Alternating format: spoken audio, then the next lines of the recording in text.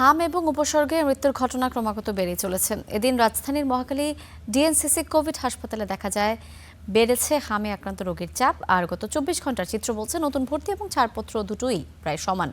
হাসপাতালটিতে মৃত্যু হয়েছে দুজনের। উদ্বেগ বাড়াচ্ছে শিশু মৃত্যুর ঘটনাও। আক্রান্ত হচ্ছেন প্রাপ্তবয়স্করাও।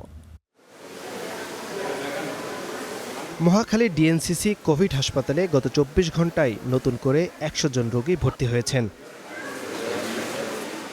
একই সময়ে চিকিৎসা শেষে হাসপাতাল থেকে ছাড়পত্র পেয়েছেন 94 জন। আক্রান্তদের অধিকাংশই দেয়া হয়নি হামের টিকা। আক্রান্ত হচ্ছেন প্রাপ্তবয়স্করাও।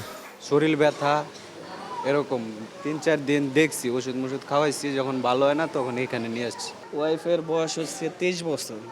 তো ওর আগে ফার্স্টে জ্বর আসছে, জ্বর আসার পরে ফার্মেসি থেকে ওষুধ খাওয়াইছি।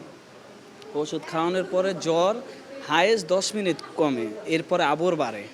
5 বছর 4 মাস বাচ্চার বয়স, কিন্তু ফার্মের টিকা দিতে পারিনি। আমার জ্বর আসতে আসতে শরীরে অনেক খারাপ লাগতেছে।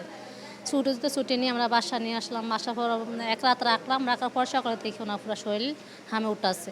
তখন আমরা সাথে কালকে মেডিকেলে নিয়ে আসলাম। মানে এরকম প্রথমে যে জ্বর আসছে আমরা বুঝতে পারিনি, পরে যে আপনি মহাখালী গেছি, ওনারা ঠিকানা দিয়ে দিল এখানে আসার জন্য।